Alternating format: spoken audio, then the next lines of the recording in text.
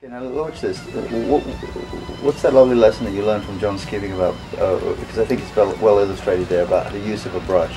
Yeah, John Skipping, my late art teacher, always told me that you should never be able to tell the size or the format of a brush that the artist used. From the stroke. Oh, from the stroke. Yes. Yeah. When you're looking back at it. Just a minute ago, you can see very many different kind. You would look, see that, the same size brush, and Right. you have a tiny line and a Well, big that's line. technique, isn't it? Yes. I mean, you really have to develop that. Yes, you have to develop that, absolutely. Because you're not changing out your brushes. You're not, okay, you know. Why did you choose? What is it that I mean, I know your parents farm, but what was appealing about this photo? What made it painterly to you?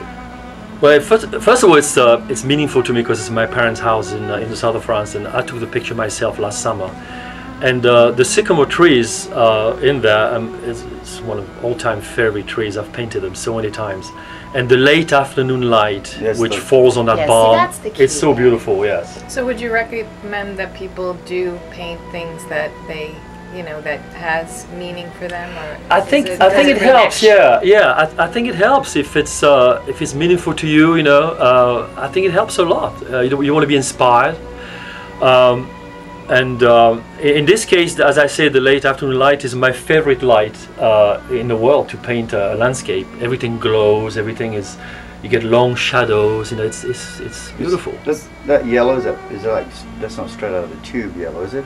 No, that's mixed in with some yellow ochre also. Okay, now here, look, you see, you went from you did that. Now you're moving across the canvas. Right. What are you thinking as you move across? What are you looking for? Well, I'm thinking about what is of equal value. So anytime something is of equal value, then I put it down right now.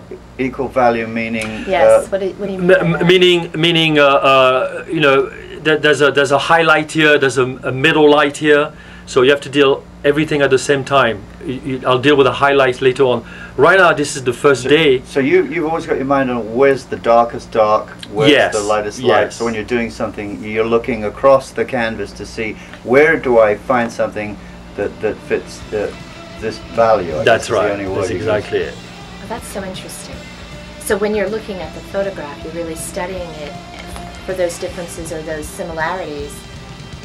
Oh yeah, absolutely, yeah. And remembering always what I said earlier, that the photograph is, if it's too dark, too light, you have to put your colors in it. You have to be creative enough. That's the part. Right, because when you look at that photograph, it looks like very dark. It looks very dark. So So then, right. at what point do you say, okay, it doesn't really matter what this photograph looks like. I'm going to do this. I'm going to put this color in because this color it appeals to you, or because that's really what you're seeing.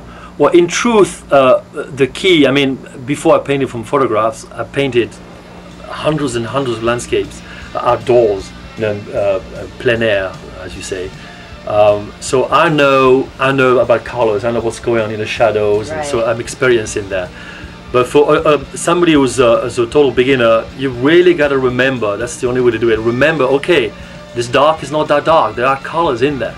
Talking of colors, and you're looking at your palette just there, what's the method in this madness? You seem, what do you mix blues on one side, reds on the other? No, that's a good question. I don't teach, and I know a lot of artists would scream at that, but I don't teach order on the palette. There are enough rules as it is.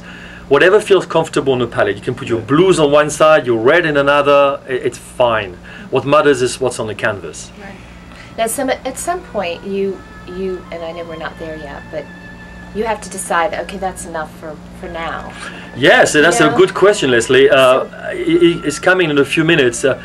Basically, and I tell my students that when you start rearranging the paint on that first day, when you start rearranging your brush stroke, it's time to quit and let it dry for the next session. You've got direct brush strokes. When you start working the paint on the canvas, it's time to quit. Yeah, when you start blending everything, I call it rearranging the paint, then you know it's time to quit and let it dry for the next day or the next few days.